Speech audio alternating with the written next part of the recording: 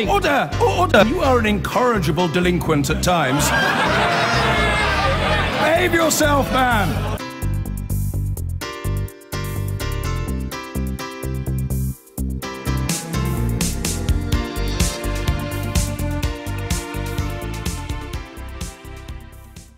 First of all, though, the BBC election debate.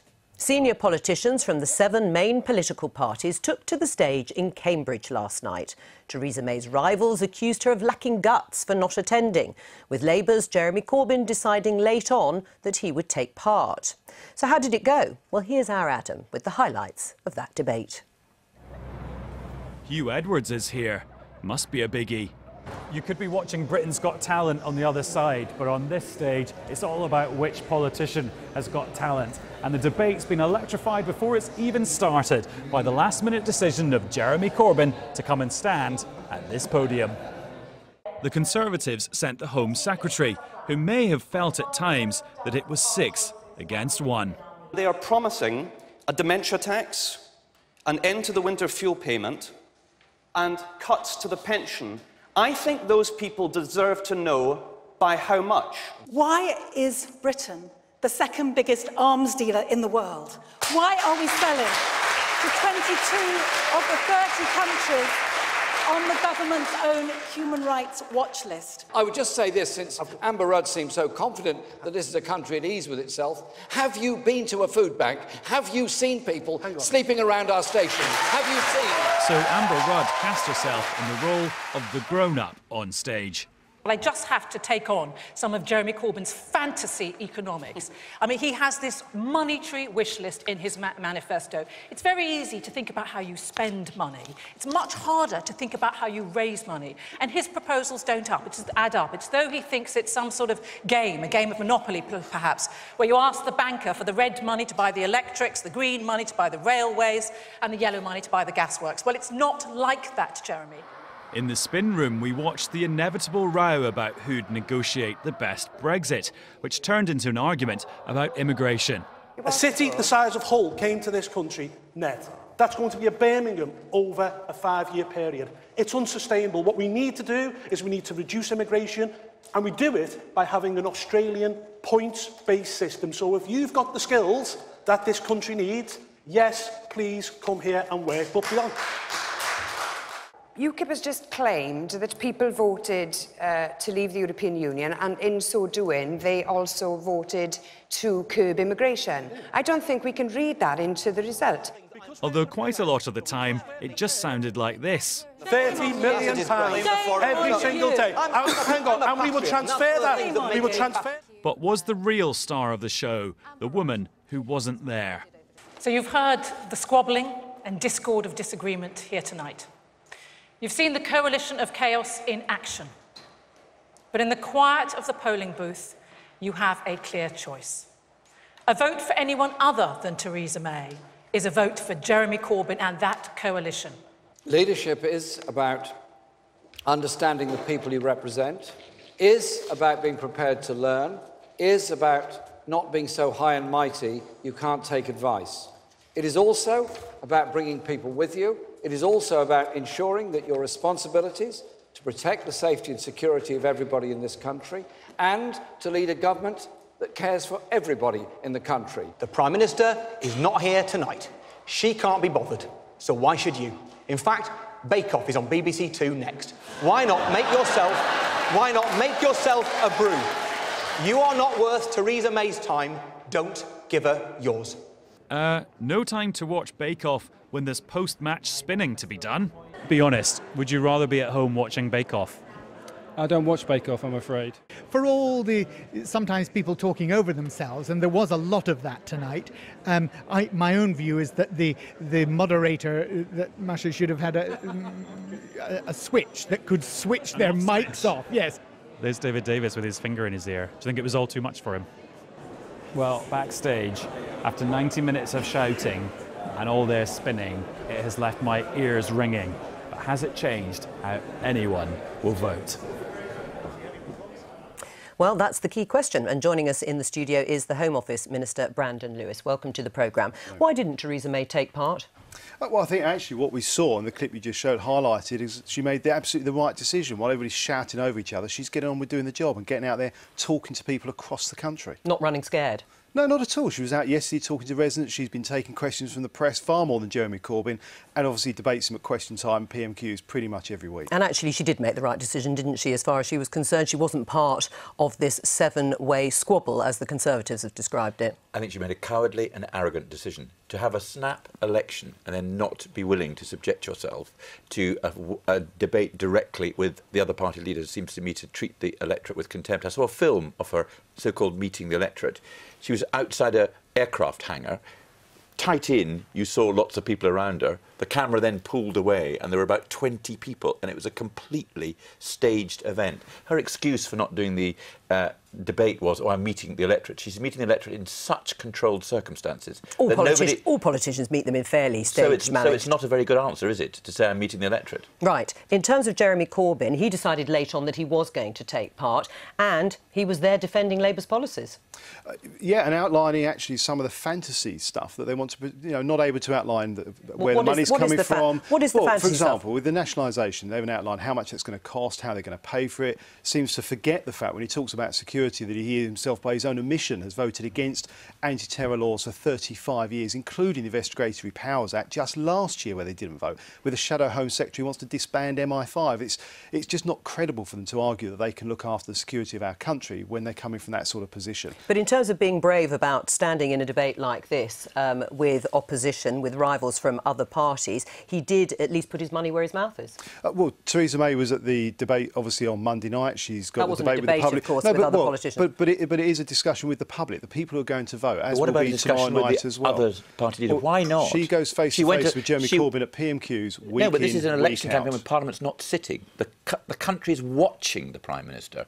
She had the time to come to the debate at Sky. Why didn't she have the time to do it directly with Jeremy? As I said in the opening remarks, I think the chaos we saw last night highlights why she did what exactly about the one-to-one with Jeremy? She has been debating with Jeremy Corbyn at PMQs week in, week out, and she's focused on talking to the electorate about actually the positive message around what we can do and what she as Prime Minister can do for this country. Of course, Tony Blair didn't ever do a debate because he never felt he had to, did he? Well, this was very much before the pre-debate times, but it was posed. It's a legitimate point to raise. We're talking about now, though. All right, let's talk about the magic money tree, because that was Amber Rudd, the Home Secretary's phrase of the evening, and I heard it several times, talking about Labour and how they are actually going to fund their manifesto promises that amount to £48 billion. She's got a point, hasn't she? Well, we've made a deliberate decision to say, partly by borrowing and partly by increasing taxes, but taxes only on the top 5% and on corporations, we will spend more money. What Brandon describes as our, quote, fantasy politics is we have made a clear decision to abandon austerity, whereas the Tories have decided to keep going with austerity. And that's the choice for the country. The Institute of Fiscal Studies say that they doubt very much that the tax receipts will come in to fund that £48 billion. Yes, you are going to tax more, the top 5%, and yes, you're going to spend more, but you haven't costed it in terms of actually guaranteeing those tax receipts. He says they're unlikely to be met. Nobody could guarantee it, and the question is what sort of return would you get from the tax increases? And our estimate is the best, but there are risks in relation to it. I completely accept that. Right. In terms of the magic money tree, did you get a feeling from last night's debate that actually people watching and people taking part, if you look at the so-called Progressive Alliance, that actually people are fed up with austerity? Well, actually, the reality is we do have to try and live within our means. These are some of the tough decisions we've had to take in government, and we've been upfront about the fact we'll have to continue to do it. And But you still haven't paid off the deficit. I mean, in terms of that austerity, debt is still rising. The deficit is still at £52 billion for the year ending March this year. So, in a way, austerity hasn't done what it was supposed to do. Actually, that highlights, if I could just finish, that highlights the very key point. We got that deficit that Labour left us with, 151 billion down to 51. But that was 7 years ago. Well, that's how bad it was, and there is still more to do. And Labour at the moment, despite what was just said, actually haven't costed this out. They've not outlined what nationalisation was cost. They've not outlined how they're going to use this money. The corporation tax change they've spent 12 times over. And actually what we've seen is corporation tax take is going up under But at least Labour have got some figures. You may not like the figures, but where are your figures? I mean, it's easy not to get the figures wrong if you don't have any to talk about on social care or on how many pensioners are going to lose the winter fuel allowance. Well, actually, what we've outlined in in our manifesto is a very clear set of policies backed up. Actually, the budget is very clear about we are delivering on our priorities we've outlined in the budget, outlined in our manifesto. So those figures are there, and it's using the money the country's got rather than pretending we can do things that we just don't have the money for. The figures aren't there. That's not right. And what you are disguising, Brandon, is that what the Tories will do is cut and cut and cut, as they said they would in the March 2017 budget. And the problem you had with the social care thing was that was very indicative of the sorts of cuts that are coming. Take away people's school dinners. But actually, it's no different to what it is now. I mean, you're interesting around the debate. Yes, there was a U-turn. It is different to what's now. Well, it's only different in terms of her, Theresa May saying she's going to raise the floor. In terms of people having to pay for social care, that is what's happening now. They didn't have to pay in their homes, and now he's saying they do. Right. That is the difference. And that is a key difference. That's a very, Can I very just come big to difference. one final point? We saw a lot of noisy support for Jeremy Corbyn outside and from the audience last night. But is that enthusiasm going to transfer to what Amber Rudd called the quiet of the polling booth? I've absolutely no idea what's going to happen in this election. All I can tell you is two things. We went into this election on the basis it was about Brexit. We're coming out of this election and it's about what Britain is going to be like. And the British people, or some of them, are very, very concerned that we're having a return to Thatcher. In relation to the crowd that greeted Jeremy when he arrived at Cambridge, there were each side of the street was lined with people. I don't know whether they will vote. Lots of them are very young. Lots of them people haven't engaged in politics before. But if that group of people does go to the ballot box, I think we're in for some surprises. How do you explain the change in the polls, the 24-point lead that the Tories had at the beginning of this campaign that some polls are now suggesting has been slashed to just 3 points? What do you put it down to? Well, there's a whole range of polls out there giving all different figures. OK, but let's take the best. 5 to 14 points. I've said to you in other elections, as the Prime Minister said, the only poll that matters is June the 8th. And actually, just to pick up on that very key point, what people will be doing on June the 8th, I hope, and what I'm getting when I talk to people on the doorstep, is making a decision when they vote, which is ultimately about who they want as Prime Minister. Do they want somebody who's got the courage to stand up with these difficult things like social care and say this is an issue that needs to be dealt with and we've got a plan, which Labour actually can't even outline a plan, as somebody who can get the right deal for this country as we leave the European Union, something Jeremy didn't even want to touch on yesterday in his opening or closing remarks, and the biggest thing this country has to deal with in the next 2 years. Well, we talked briefly about some of the noisy support for Jeremy Corbyn outside. Well, this morning the Foreign Secretary, Boris Johnson, said he thought there was a left-wing bias in last night's debate. Because it was a yammering cacophony of views, many of them left-wing, even by the BBC's own standards. I think you would agree that that audience was notably to the left of many people in this country. And you had, Plaid Cymru and the SNP and the Lib Dems and the Labour Party. And of course, there was a certain sort of echo chamber for left-wing views. Boris Johnson. Well, joining us to discuss that from our Exeter studio is Andrew Hawkins from the polling company Comres, who selected the audience. And Andrew Hawkins, what do you say to Boris Johnson's complaints that it was a notably left-wing audience? Well, I mean, if you have 7 party representatives and 5 of those represent parties to the left and only 2 to the right, then I think the phrase he used, yammering cacophony, wasn't it? Yes. The reality was that the audience was scrupulously put together and selected and verified, and I think that a politician's clapometer is probably not the best way to judge how representative it is of the voting public. It's actually to open the bonnet, as it were, and to understand how that audience was put together. And it's like constructing a giant 3D jigsaw. You have to look at how representative, making sure it's representative of the 2015 result, making sure it's representative of the current voting intention, make sure it's representative of people who voted Remain and Leave, and then make sure it's demographically representative as well. And I can tell you that it absolutely was. What did you think yourself when you watched the debate? Did you get any sense that perhaps despite having gone through all those hoops and those hurdles, as you have done to select that audience, that it felt somehow one-sided or more towards one side than the other?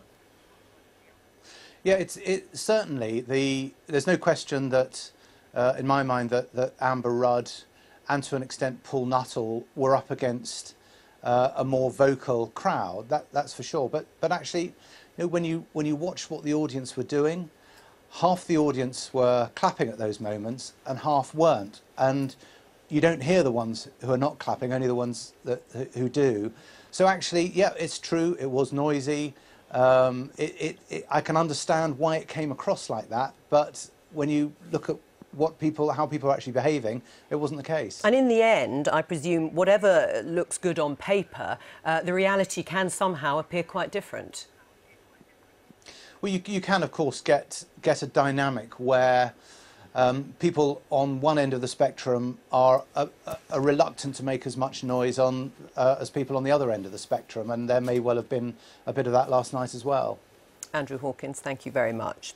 Well, to Fleet Street's finest now, Polly Toynbee from The Guardian and Seb Payne from The Financial Times. A nice sunny college green there. Welcome to the programme. So, Seb Payne, The Financial Times has come out in support of Theresa May in this election, albeit rather grudgingly. Why?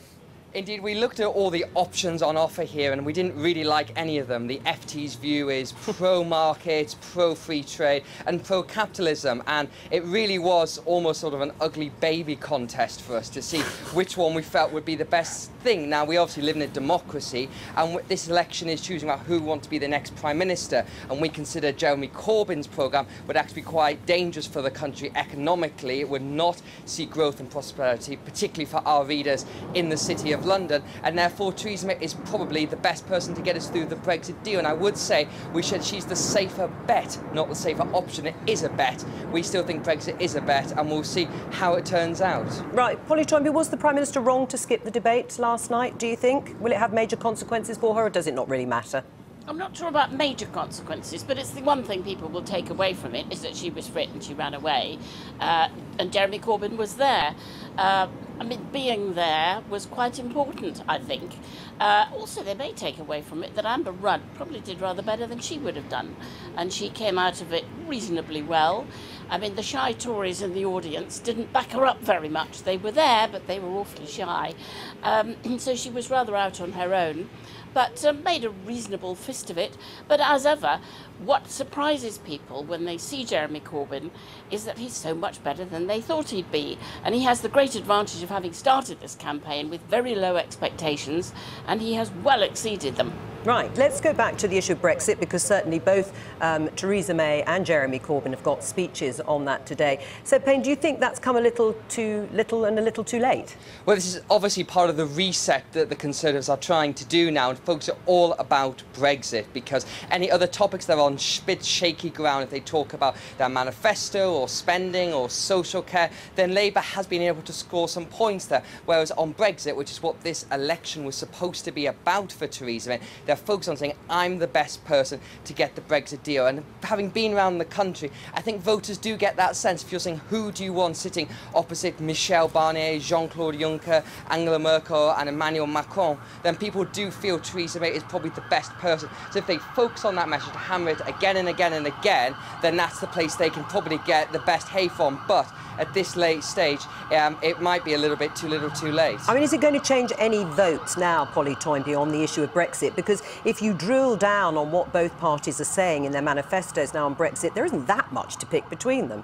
I think what's surprising is that Brexit hasn't played bigger. It certainly surprised the Lib Dems, who thought they were going to get a great surge on the back of this. I thought so too, and I've been surprised, in some ways disappointed. But I think when people look at what Theresa May has done so far in her approaches to Europe, it has been horrendous and aggressive.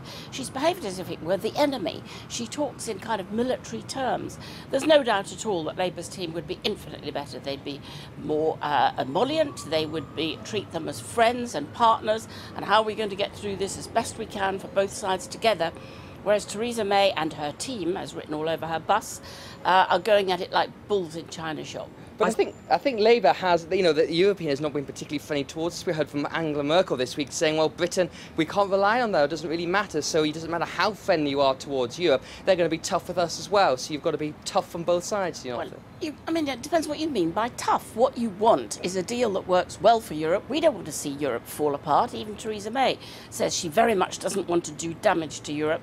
And I don't think they really want to do damage to us unless we get ourselves into a stupid confrontation with people like Boris and David Davis and Liam Fox, and now Theresa May herself as well, saying extraordinarily aggressive things, particularly during the election, which they will regret when they have to sit round a table with 27 other countries, a lot of whom will be fuming at some of the things said in this election campaign. Although, will they just think it's an election campaign, Seb Payne? Will they just think, well, this is Theresa May facing the electorate, even if it hasn't been all about Brexit up until now? I mean, do you get a sense from the other European leaders about how they viewed things like her U-turn on social care? Will they see that as an opportunity for them in the negotiations? I think it will certainly raise some eyebrows, because the whole image that's come from Theresa May, from the UK and from the British press of this strong and stable leader, and a lot of what we've seen in this campaign, as people have said, is a bit more weak and wobbly. So I think this certainly will raise some eyebrows about what's going to happen when they sit down and begin those negotiations, which, don't forget, are going to happen just 2 weeks after the election is over. But I think ultimately, at the end of the day, Europe's not really bothered who it sits with. It just wants to get on with this and start the Article 50 process.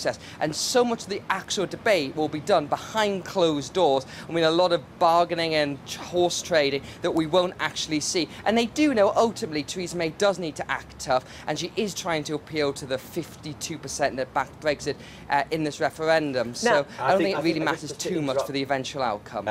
I think Seb is completely wrong about that. I think the result of this election is going to very much affect what Europe thinks of the United Kingdom.